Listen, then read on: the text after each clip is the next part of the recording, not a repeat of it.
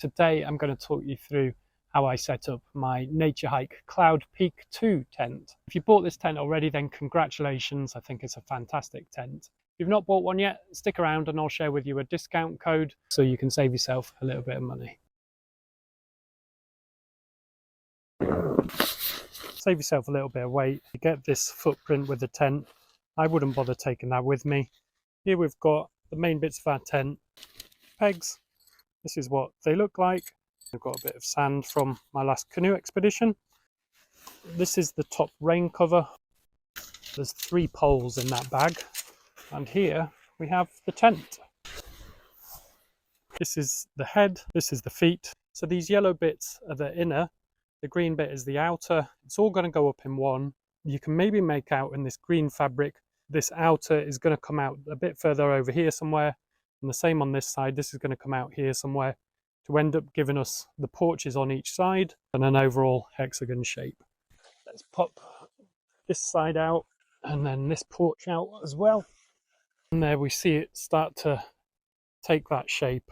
We've got 3 poles that will be assembled from that bag. And those 3 poles are going to match up with going from that corner to that corner and that corner to that corner.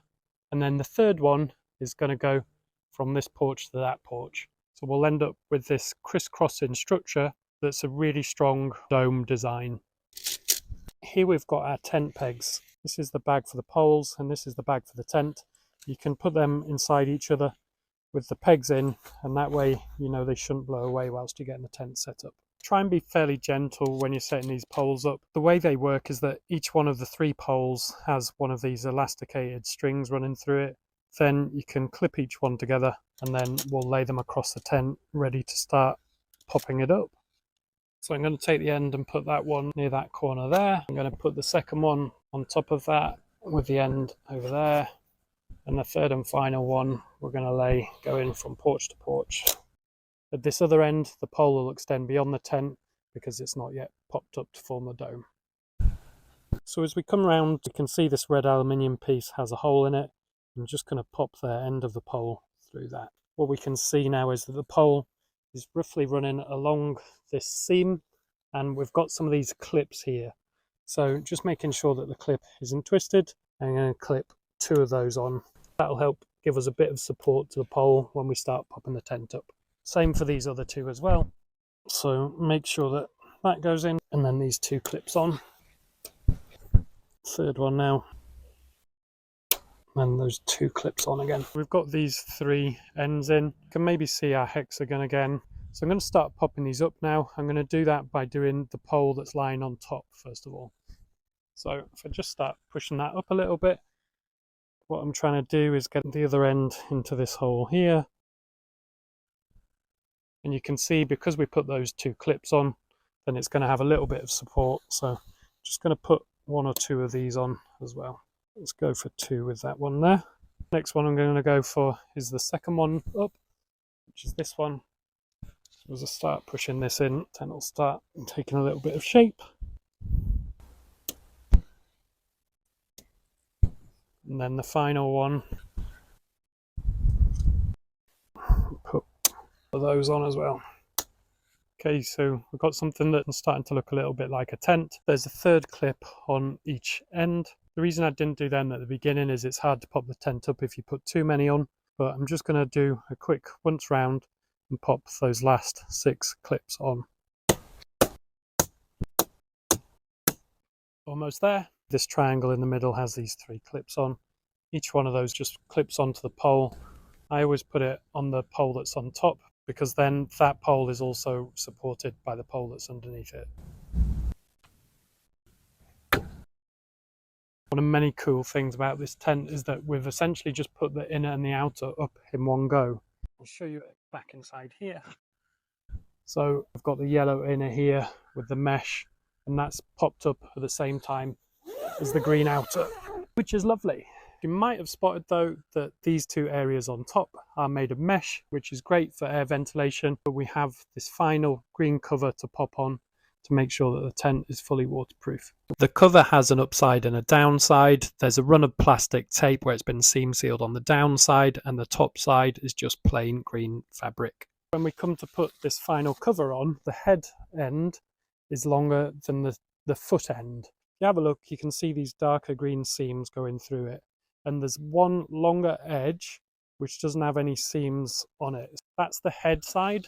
So if I throw this over, like so, what you'll see is the seams on this run along the pole really nicely. So all we need to do down here is clip these 6 black hooks into those 6 black O-rings, one on each side. You might need to keep a bit of tension on each because otherwise they might just slide off. So there's 2, 3, 4, 5, 6. You can see we're starting to get there now. I've got a few more little pointers for you and then I'll share that discount code. The great thing about this being a freestanding tent is that once it's pretty much set up, you can lift the tent up and you can move it. Maybe you've decided there's some twigs under or a bit of rough ground. Maybe you're not 90 degrees onto the slope, or maybe you've just spotted a better bit of grass. You can just get the tent, lift it up and gently move it. You can put pegs in, and we'll talk through that in a second, and maybe some guy ropes out as well. But 80–90% of the time, you don't need to do that. Instead, all I'd do is put something heavy inside it. In this case, I've got this barrel, which we use for our canoe expeditions. All your equipment's inside one of these. Not only does this barrel fit inside each one, not only does the barrel fit inside each one of the porches on this tent, but the tent itself is big enough in the middle to have it in there with you. Let's pretend it's windy and take a quick look at the guy ropes and the pegs. So the first thing I would do if it's a bit breezy is peg out these 6 corners. So just pull that string out there, get a little bit of tension on it, and your peg you want to put in at a 45-degree angle if you can, and pop it into the ground like that. When we come to the next one, just make sure there's a bit of tension between the last one and this one, and again 45-degree angle as we go into the ground. A little tip for you, this happens quite a lot when people are setting tents up. If you put that at the 45-degree angle and you stretch out as, let's say, as much as you can see we'd end up putting it in like this, and as it goes in, this is all loose, so you lose a bit of that tension. Instead, pull that out and have that string laid on the ground, and then as you put it in, we've still got tension on that string going to the pole. Here's another little tip when you're putting the pegs in. Sometimes the ground is going to be rocky or you're going to hit hard parts. If it is, let's say you were putting it in here, you have to decide whether there's actually something solid there like a stone, in which case you'll have to try moving the peg a little bit, or if it's just slightly tougher ground that you can't get in. If it's just slightly tougher ground, sometimes you can just put your foot on it and gently press it in. I'm not like stamping on the peg or trying to bend it or anything. I'm just applying some force in the right direction, same as the peg is going. And if at any point it gets too much, then you just stop. Maybe the peg doesn't go all the way in, or maybe you just need to try a different place. Similar with a rock.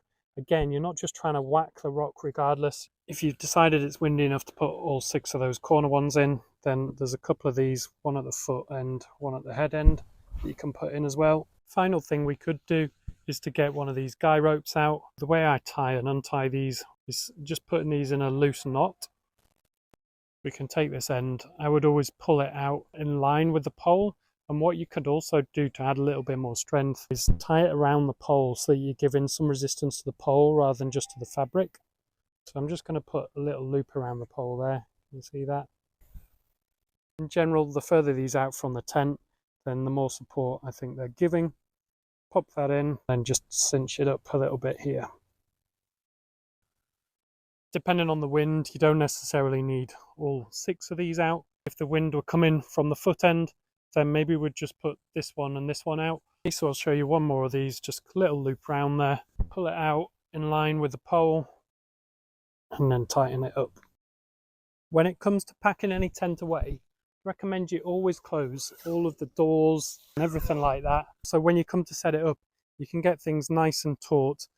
We'll start with the pegs, and you can see that these have a loop in the end, which we can pop another peg through and gently pull until it comes out of the ground. When it comes to packing these guy lines away, the first thing I'm going to do is just make this relatively small. And just make these little small loops. There we go. Hold them in the middle, and then we're just going to put a little knot in here. So there's a straightforward knot. I'm going to leave that really nice and loose for next time we come to use it. Same again, peg in the bag, make this loop that we've got pretty much as small as possible. Put in these few loops. We'll take it in the middle and then put a little knot in it. There we go. Unclip these 6 hooks to take the cover off. Take these 3 clips off. There we go. And then we just start unclipping our way down. For each one of these poles, on one end I'm going to take all the clips off, but on the other end I'm going to leave just one of those clips on.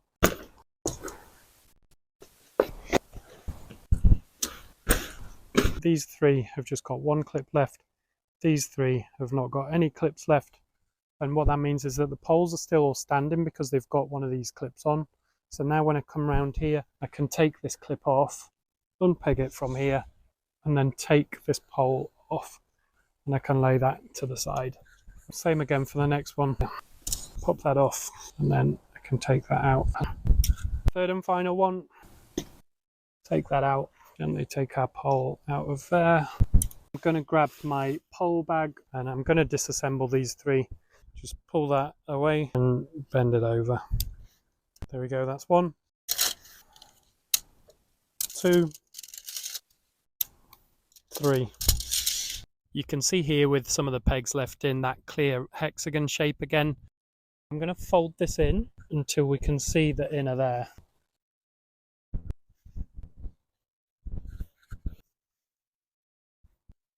There's our inner rectangle. I'm going to fold this rectangle into thirds now. Here's the first third. We're going to fold the other part over the top now. Straight out in the middle. Beautiful. The reason we've gone for thirds rather than just folding it in half is what you can do with pretty much any tent is use the poles. The poles will be the right length for fitting inside the overall tent bag. So you can use the poles to roll up the tent. So if we keep this nice and tight as we roll it, look how nice that is. Slots in there really nicely. We can get this top cover in and then our pegs in as well. That's our tent packed away nicely. So there's 3 final things that I wanted to touch on. The first is the tent. If you bought one of these tents, it is fantastic, so congratulations. If you've not got one for yourself yet, I think they're awesome. I use them for almost all of my camping trips. I'd highly recommend getting one. If you'd like to save yourself a little bit of money, go to adventuresolos.com/tent. That's adventuresolos.com/tent to get your discount code. Second thing I wanted to mention is our Adventure Solos events. We have 3 types of events. We have day hikes where people get to know us. We have weekend events, which are 2 nights in accommodation, running different activities throughout the weekend. And the third type are expedition events, which involve camping. So we do have some wild camping for beginners events. So check those out if you're new to camping. We also have some canoe expeditions up in Scotland, which are really awesome events. You can take a week off work. They're usually Monday to Friday events. And we camp on beautiful beaches up in Scotland along the way. So check out those expedition events on adventuresolos.com. The third is the best way to stay in touch with us is to subscribe to this channel. You know what to click on to do that. And join our mailing list on adventuresolos.com to hear about events that are designed for people in their 30s, 40s and 50s. So adventuresolos.com, check out the tents, check out the events and sign up to the mailing list.